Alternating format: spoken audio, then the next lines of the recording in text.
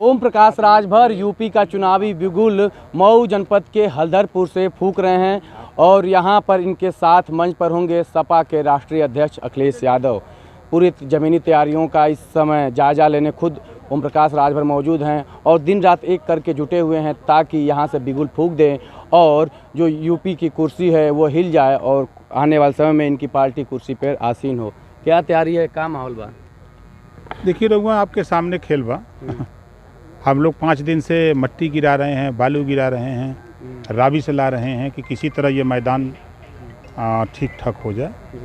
और हम लोगों को उम्मीद है कि जो भारतीय समाज पार्टी द्वारा आयोजित 19वां स्थापना दिवस के अवसर पर वंचित, पिछड़ा, दलित, अल्पसंख्यक महापंचायत है, इस महापंचायत में जो प्रदेश की जनता बदलाव चाहती है, महंगाई की मार से सभी लोग दुखी हैं।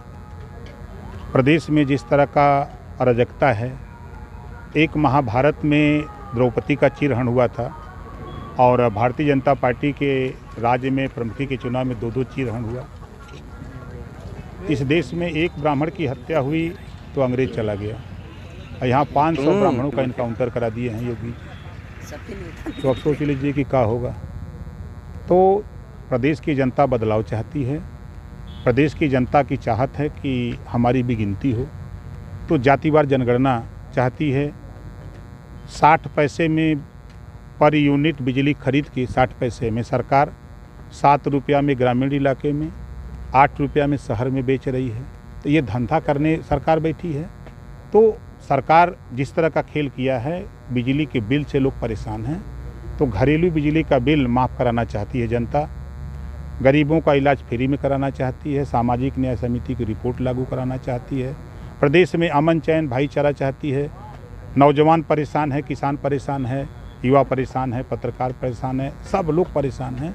कल मोदी जी आए थे बनारस और वहाँ गए थे कुशीनगर में, वहाँ पर उन्होंने मेडिकल कॉलेज सौगात दिया, कहा कि हर जनपद में मेडिकल कॉलेज बन रहा है। अब कितना विकास चाहिए? दुनिया में अगर झूठ बोलने वाला कोई नेता हो दुनिया में, तो उस नेता का नाम है माननीय नरेंद्र मोदी जी। उन्होंने जनता के सामने कहा था कि सौगंध मुझे इस मिट्टी की, मैं देश नहीं बिकने दूंगा। चाय बेचते थे स्टेशन पर, कहते थे कि हम बहुत दिन चाय बेचे। 40 साल भीख मांग के खाए, 15 साल मुख्यमंत्री थे, पढ़े कब? आडवाणी के रथ पर 10 साल बैठ के घूमे, 7 साल से प्रधानमंत्री हैं। तो ये चाय बेचते बेचते पूरा देश बेच दिए। इन्होंने वादा किया था कि सबका खाता खुलवाऊंगा, 15 लाख दूंगा, अभी तक नहीं आया। इन्होंने कहा था कि हम महंगाई कम करेंगे, तो महंगाई बढ़ा दिया। इन्होंने कहा था कि हम नौजवानों को 2 करोड़ रोजगार हर साल देंगे, तो 2 करोड़ देने के बजाय 12 करोड़ नौजवानों का रोजगार छीन लिया। नोटबंदी करके 3 लाख कंपनी बंद किया। कौन काम करता था? यही गरीब, कमज़ोर, वंचित लोग काम करते थे। जीएसटी लगा करके 6 लाख कंपनी, निर्मला सीतारमण वित्त मंत्री ने बयान दिया सदन में कि जीएसटी के बाद 6 लाख कंपनी।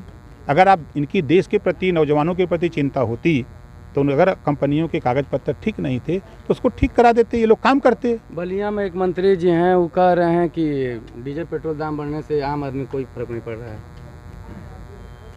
भारतीय जनता पार्टी के नेताओं को डिस्टर्ब हो गया है। जब से समाजवादी पार्टी और भागीदारी संकल्प मोर्चा से गठबंधन हुआ है, तब से ये लोग अपना वो खो दिए हैं, संतुलन।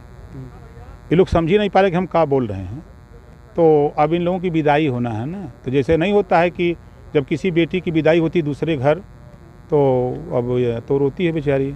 कल मंच पर के रही है, कितना जनता होती? मंच पर देखी, भागीदारी संकल्प मोर्चा में शामिल सुहेल देव भारतीय समाज पार्टी का कार्यक्रम है। हम लोगों ने सभी नेताओं के अलग अलग कार्यक्रम तय करा दिया है। हमारे अनिल चौहान जी जो जनता उन्नत पार्टी के हैं, उनका कार्यक्रम 12 तारीख को फिक्स है। हमारे प्रेमचंद प्रजापति, उनका कार्यक्रम 15 तारीख को फिक्स है। उनका बनारस है, इनका बलिया है। उसी तरह बाबू रामपाल का कार्यक्रम जो है गाजीपुर में फिट है। आपके राम सागर का जो है मिर्ज़ापुर में फिट है।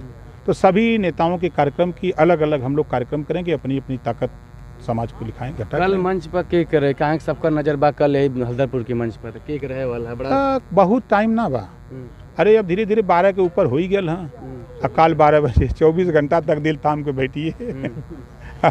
और सब मालूम हो जाएगा। कितना जनता की तैयारी होत बा यहाँ पूरा? देखिए यहाँ 35,000 कुर्सी लगाने के लिए हम लोग जी तोड़ मेहनत कर रहे हैं धरातल पे। अभी आपने देखा बगल में हम लोग आज 5 दिन से पटवा रहे हैं, तालाब था उसको पटवा दिए। अभी पीछे आपने देखा तालाब था उसको पटवा रहे हैं। अभी आपके सामने माटी गिर रही है, अभी काम चल रहा है। तो हम लोग यहाँ 35,000 कुर्सी लगाने की मूड में पड़े हुए हैं कि मैदान तैयार कर लिया जाए। और भीड़ तो लगभग हम लोगों ने 13,000 गाड़ी की है।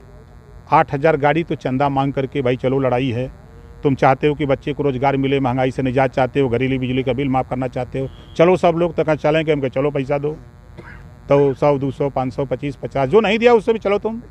तो इस तरह लगभग 8,000 के ऊपर गाड़ियाँ वो हैं और 5,000 के ऊपर गाड़ियाँ मांग ली हैं। जैसे आपसे मांग ली कि भाई एक के बाद दे दीजिए, तो दे दिए। अब इसी तरह बहुत लोग बस दे दिए हैं। तो इस तरह हम लोगों ने तैयारी कर रखा है। कल ये चर्चा चल रहा है कि सपा के लोग जनसभा में नहीं रहेंगे, केवल अखिलेश यादव रहेंगे, ऐसा कुछ है क्या? नहीं देखिए, जहाँ दो दिलों की मुलाकात होगी, जुबां चुप रहेगी मगर बात होगी। तो पूरा कल खेला हो जाए? खदेड़ा होगा, खेला नहीं होगा, खदेड़ा होगा। तो ये थे ओम प्रकाश राजभर जो भाजपा के राष्ट्रीय अध्यक्ष हैं, कह रहे हैं कि कल जो हल्दरपुर में जनसभा होगी उससे खेला नहीं खदेड़ा होगा। लेकिन यूँ तो कह ही सकते हैं कि जो हल्दरपुर में जनसभा होने वाली है इस पर पूरे प्रदेश की निगाहें हैं।